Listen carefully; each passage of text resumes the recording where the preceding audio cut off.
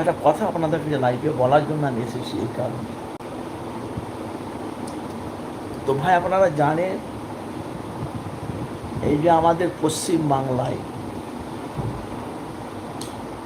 অনেক নেতা আছে, অনেক মন্ত্রী আছে, অনেক এমএলএ আছে, অনেক প্রধান আছে।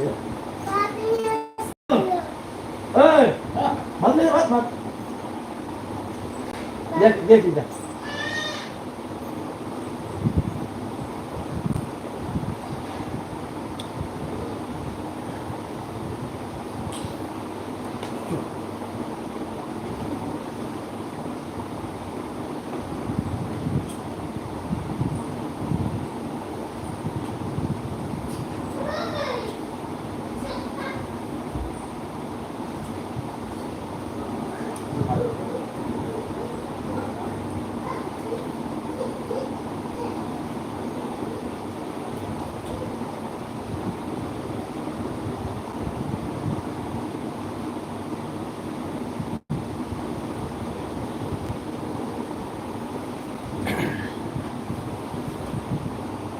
ভাই, আমি লাইভে আসতাম না ভাই, আগেকার মতন লাইভে আমি আসি না, যেহেতু অন্য অন্য চ্যানেলে ব্যস্ত থাকি, তো এই জন্য মানে এফএস আনারুল মিডিয়া চ্যানেলে লাইভে আসি না, সময় পাই না ভাই। অন্য চ্যানেলে লাইভে আসি, এই চ্যানেলে সময় পাই না। তো ভাই, যে কথা বলার জন্য আমি আপনাদের কাছে লাইভে এসেছি, এই যে ফুরফুরা শরীফে এমএলএ বিধায়ক নওশাদ সিদ্দিকী, তাকে প্রাণে মারার জন্য হুমকি দেওয়া হয়েছিল। জানি না কোন পার্টি থেকে তাকে প্রাণে মারার হুমকি দিয়েছে, সেটা আমরা বলতে পারবো না। কোন পার্টি মারার হুমকি দিয়েছে সেটা এখনো ঠিক আছে। তো তো তো তো ভাই বলতে তো ভাই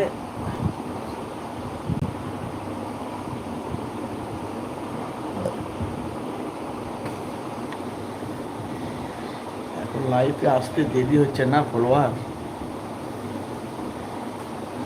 ভাই আগেকার মতন বলা বলি কথা, আমি লাইফে আসি না ভাইজান, যেহেতু অন্য চ্যানেলে মানে ব্যস্ত আছি, তো এই জন্য এফএস আনারুল মিডিয়া চ্যানেলে লাইভে আসারই সময় হয় না আমার। মাঝে মধ্যে টুকটাক একটা একটা করে ভিডিও ছাড়ি, বাস। তো নওশাদ সিদ্দিকী ভাইজান, এসকে মনসুর ভাইজান, আসসালামু আলাইকুম, ভালো আছেন? অনেকদিন পর লাইভে এলাম ভাইজান, বুঝলেন তো। নওশাদ সিদ্দিকী ভাইজানকে নিয়ে কিছু গুরুত্বপূর্ণ আলোচনা করবো লাইভে। নওশাদ সিদ্দিকী ভাইজানকে নিয়ে কিছু গুরুত্বপূর্ণ আলোচনা করবো লাইভে, যে লাইভে এলাম জাস্ট কিছুক্ষণের জন্য, কাছে লাইভে এসেছি কিছুক্ষণের জন্য।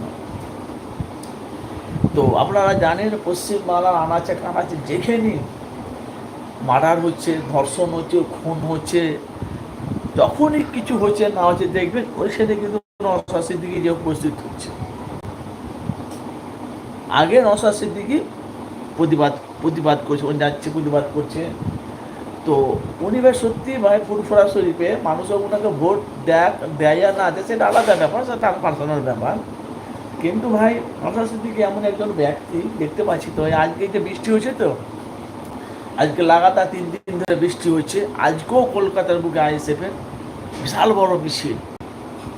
এসকে জাহাঙ্গীর ভাইজান, আসসালামু আলাইকুম, ভালো আছেন? রাখো না, তুই খা না,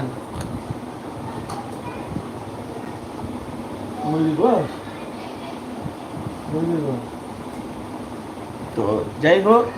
তো ভাই আমি লাইভে, আপনারা জানেন এফএস আনারুল মিডিয়া চ্যানেলে ভাই রাজনীতি নিয়ে বেশি লাইভে আলোচনা করি ভাই। বলা বলি কথা, এখন সময় পাই না ভাইজান, বুঝলেন তো। বাংলার পরিস্থিতি ভাই খুব খারাপ। যেই অন্যায় দেখে যেই প্রতিবাদ করছে, তার উপরে মানুষ পুলিশ হামলা করছে। এখন অবধি আরজিকারে যে ধর্ষণে, যে আরজিকারে যে যে মেয়েটাকে যে ধর্ষণ করেছে, কেউ বলছে 18 জন, কেউ বলছে 20 জন, কেউ বলছে 30 জন। আবার শুনছি বেলে মেয়েটাকে পোস্টমর্টম করেনি, বিনায়তে পুড়িয়ে দিয়েছে। আবার কেউ বলছে পোস্টমর্টমের এখন রেজাল্টটা বেরোয়নি।